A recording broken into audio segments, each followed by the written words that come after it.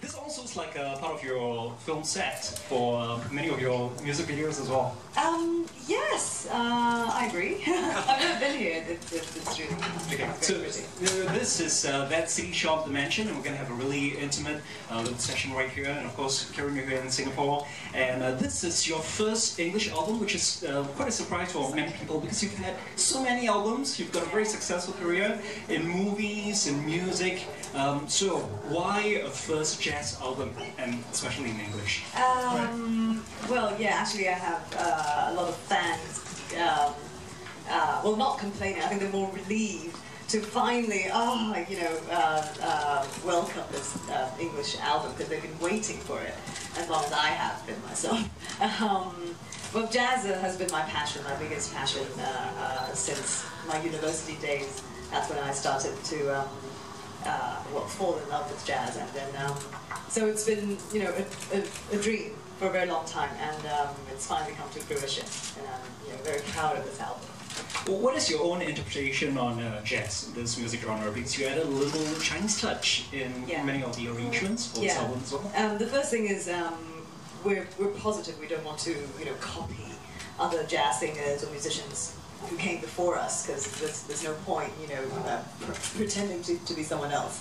And jazz is such a widely loved genre, and different people from different cultural backgrounds tend to interpret it in their own way, and I think that's really the way to do jazz. And so this is a jazz album coming out from this part of the world, from Asia, done by Chinese musicians, done by myself, and so we figure it's of vital importance to have our own character and identity. And since I play the guzheng myself anyway, and I play it quite well, so... so we can see that, it was in the video as well, wasn't it? Yeah, and I think it's interesting to throw in these Chinese instruments and create a new sound within the genre of jazz as well. I love it every time when you bring out the guzheng in your concerts, and I also love it when I see you just taking photos and doing poses. We just want to stop time for a while and just watch you. And of course, here we have Karen, and we'll let you throw it open to the floor. If you have any questions, Karen is here to answer them directly. Anybody with questions to start? Yes, please. Hi Karen, I'm Eve from Imagine TV. So, looking at the album title, like Somewhere I Belong, literally it seems to suggest the notion of searching. So, did you experience that in some part of your life? Why is it that you named this album as Somewhere I Belong?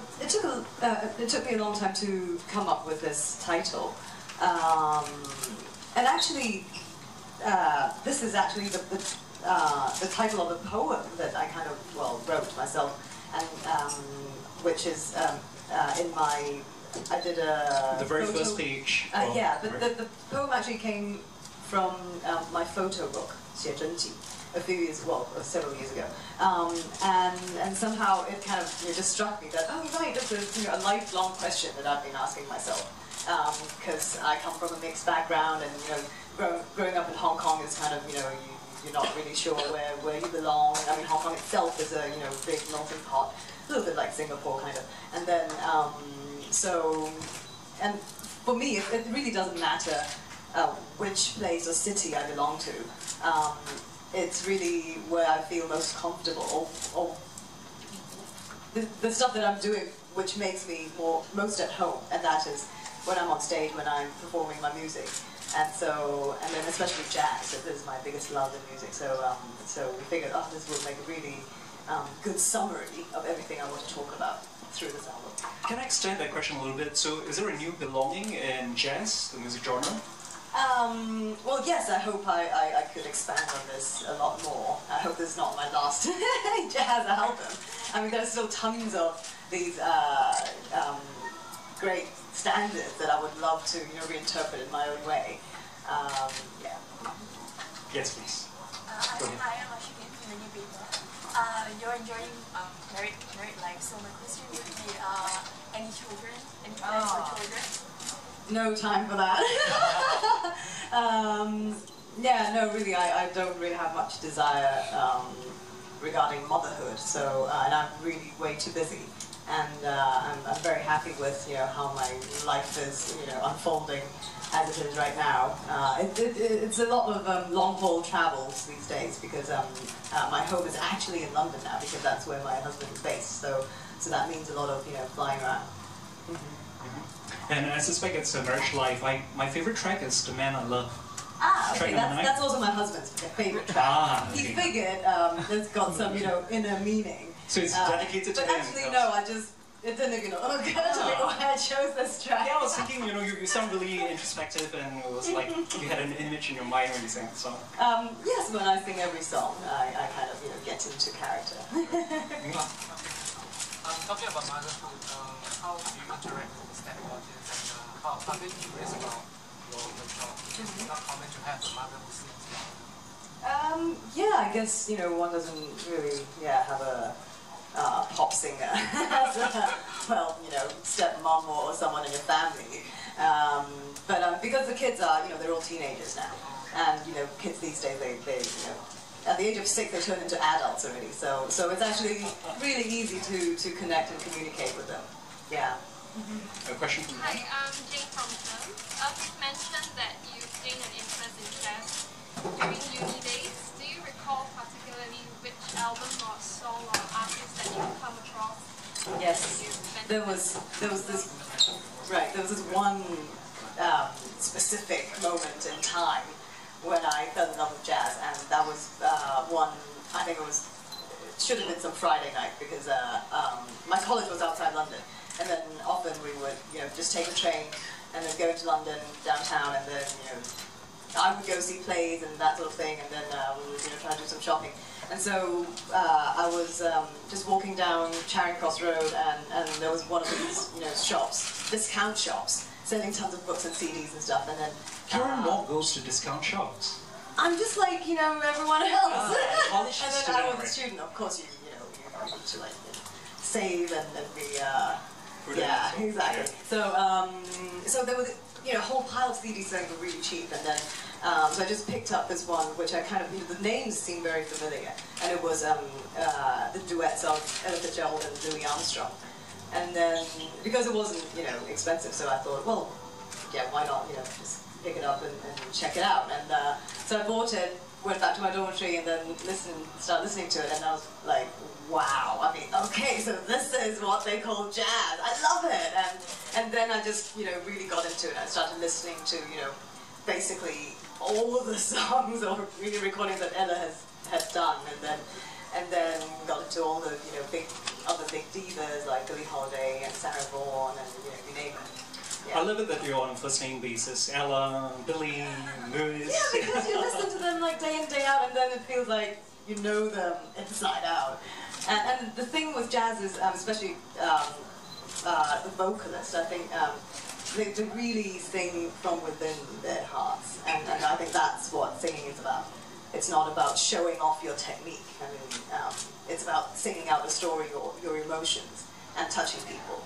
Does that affect your selections, the songs that you've chosen? Because you are very involved in the entire production of this album. Yeah. I picked the songs myself, and that was a grueling task because it's just impossible. There's so many songs you would like to, you wish you could do, and so I started out choosing these standards, and then we were quite certain that we wanted to have some more contemporary numbers as well, and also coming from my pop background, it makes a lot of sense. And so I figured, well, a Beatles song might be really cool, and then, okay, then which Beatles song? And then I suddenly remembered, well, my guitar did Weeps because, I mean, it's a beautiful song to begin with, and also because of the guitar solo, it's just wicked. And because I knew I had to pick a song that could let me feature my guzheng in a very nice way. And I had the audacity to, okay, I'm going to replace Eric Clapton's guitar solo with my guzheng. All right. Sting was another selection. Yeah. That kind of came up very early on during the process, because Moon Over Bourbon Street really is quite jazzy in its tells a story as well. Yeah, and it's like a narrative, and I like that. As an actress, I'm really it's like acting out the character. I know there are lots of questions from the side. Hi. Also like to find out more about your marriage life because you enjoy, you have a long distance relationship with your husband. So how do you keep the flames alive? Oh, well, we've known each other for 20-something years, I think. But then we kind of lost touch for many, many years in the middle, and we kind of, fate brought us back together, and then, so we reconnected. But then, even then, it took us many years before we finally walked down the aisle. And then now, because we're often, not together, we're in different places, and so that kind of, I mean, we have to, the separation kind of keeps the flames alive. And the thing is, because we were college sweethearts, so to speak, so it kind of makes me feel young. I always feel like I'm 17 when I'm with him. So like on a day-to-day basis, how do you keep in touch or reconnect? Oh, these days it's really easy. If it was 20 years ago, it probably wouldn't have worked. But then now, with Wi-Fi, FaceTime, whatever, it's not that bad. Yes, a question. Does your husband have a shared love for jazz as well, and what does he feel about your album? Oh, of course, he's very proud of the fact that, I finally, it's not so much that, oh, this is an international release and then so on and so forth. It's more about, realizing a lifelong dream. And, that's really cool. I mean, not many people have the luxury to kind of, achieve such things. And so I'm really lucky. And he's very happy for me.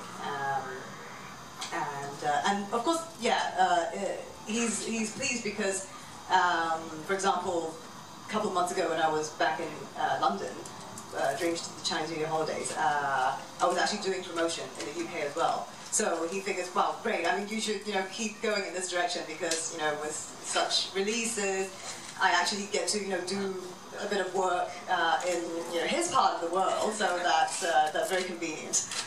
I can almost imagine that when you're singing "The Man I Love" on stage, he can just go to his buddy and say, "Yeah, that's me." Yeah. So, do you envision yourself doing more English albums, whether it's jazz? I can imagine you singing many different languages. Yeah. Well, it's.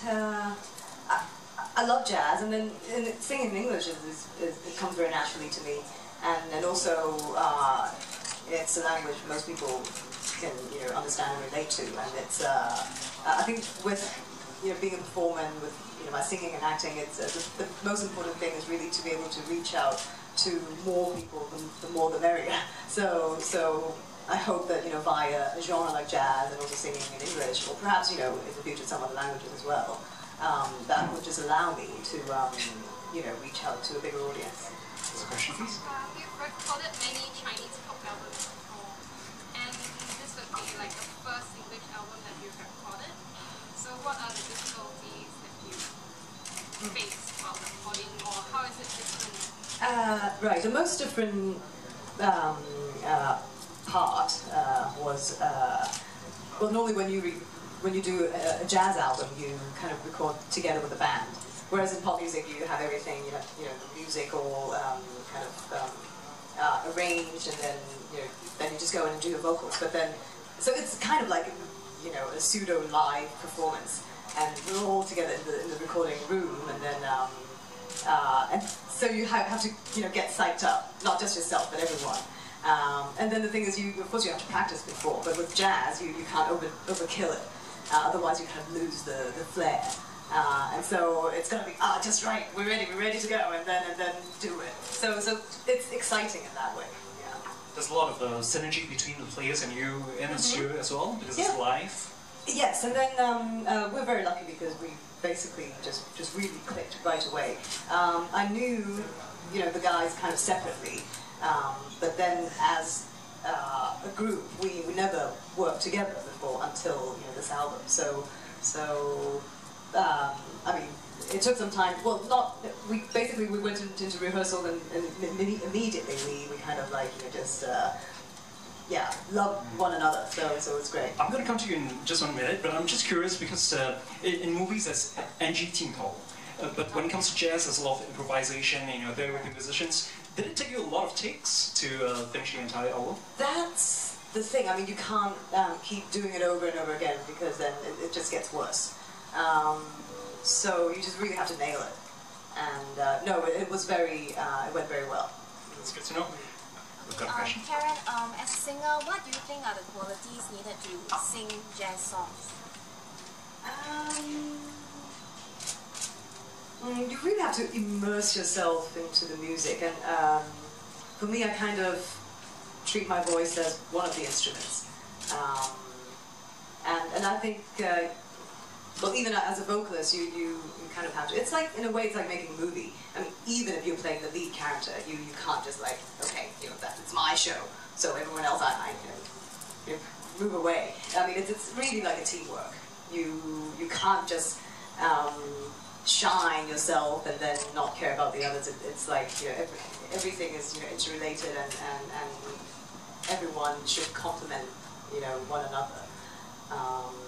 Yeah, it felt a little bit like that for me. So at the end of the day, for listeners that have gone through this whole album, what is the special message that you hope that they would receive from listening to this album? Well, some of my friends have been telling me that this is the first thing they would listen to when they get up, and then the last thing they listen to before they go to bed. So I don't know. I hope it's well, with music. I think it should. Well, if you're already in a happy mood, then if you listen to music, it should, or listen to a certain kind of music, it should make you even happier. And then if you're sad and you want to have some solace, then music should also be able to console you as well. I think that's the biggest the effect of good music. Thank you. There was one more hand. Yes, go ahead, please. Sorry, so from your music to your movies, it seems that you are going the direction westwards. Yeah. So is that a coincidence, or is this really the direction that you want to take yourself to? I've never planned out my career, funnily enough. I just kind of go with my gut feel, and okay, yeah, this seems fun, and it seems to be the right direction I should be going in. Then I just do it. I just follow my heart, and of course I keep my eyes out for opportunities I would like to have, and well, like this album or the Keanu Reeves movie, they kind of just came up at pretty much the same time, and yeah, they're just fun things to do, no matter what the outcome is. I do know that Karen, you go southeast as well during Asia, and also besides promoting her new album, Karen is also here to help out with Rollback Malaria Partnership, and you're a special guest, and we're here to introduce the head of external relations. Would please welcome Ms. Hervé Rahosel. Thanks, Danny. Karen, Hi. Karen and I, we have an announcement for you. Karen has accepted to become a champion for the Rollback Malaria Partnership. I'm working at the United Nations in New York for the Rollback Malaria Partnership. Malaria is a disease who kills 655 children every year in the world. 50,000 of those are here in Asia, who's the second geographical, second continent, the second biggest burden for malaria. Karen, I would like to thank you, because in Hong Kong people don't speak about malaria a lot, and you have chose to help us saving those children, and very for us that means a lot at the Rollback Malaria Partnership. And I would like to ask you why are you so passionate about malaria, and why have we decided to support the Rollback Malaria Partnership? Well, exactly for all the things that you've mentioned, and well, we're very lucky we come from big cities like Singapore and Hong Kong, where we just, we're not even aware that a killer disease like malaria is still taking so many lives, and especially those of children. So I just hope that, by speaking up for these people less fortunate than ourselves, we could create more awareness, and then well, reach out and help those that need our help. And for us, it's very important that you are there to help people who are voiceless, and what the most beautiful voice, that your voice to help them because malaria is somewhere a disease of poverty, a disease of people dying in silence, and your support will be very important. Anytime you take a microphone, I have a gift. Oh. I have a gift for you. I almost suspect you were flirting with Karen, you know. I wish to be the man that she loved. Another chance. And, you know, to prevent malaria, because malaria is a completely preventable and curable disease, then we have no excuse to basically leave 655,000 dying every year. We use bed nets. And on behalf of the Rollback Malaria Partnership, I will give you that symbolic bed nets who basically represent the way that we try to save those people. And now, ladies and gentlemen, we're going to present a symbolic bed net to Karen. It's like a wedding veil. Yeah. With a fantastic fashion designer. This could be the next dress for Karen's concert. One segment somewhere. We're going to see the words on the netting as well. Roll back malaria. Can we invite you two to stand a little closer together as we take a few photos, please? Another wedding dress? No. Concert costume, perhaps. Yeah. Right. Thanks a lot. And thank you so much. just last very short things. I want to tell you that you will make me the more popular person at the United Nations on Monday. Yes. Because I have You're going to be going back. I am going back to New York on Monday. Can I keep this for you? And look what I have for my big boss, for Ban Ki-moon, Secretary General of the United Nations, who specially asked me a copy of your CD with your signature. Thanks a lot. I will be very popular. Thank you. Okay. Thank you so much, Ray. And also thank you to Karen for being with us right here in Singapore. We're just going to ask her to take a rest, and then we're going to have an interview in just a while. All right? Thank you. Thank you so much, Karen. Thank you. Also like to thank Universal Music, and especially this venue right here, that City Shop Dimension. Ladies and gentlemen, you're invited for some finger food. Feel free to shop at that City Shop as well. Coming up next, we do have two sessions with Karen Mock, and that's the Meet the Fans session that's happening tonight, 7:30 at Forbidden City. Tomorrow, that's Thursday night at Forbidden City in Indochine. And we'll also have another autograph session on Friday, 7:30, and that's happening at Bugis Plus. We'll let you thank one and all for attending today's press conference. Thank you.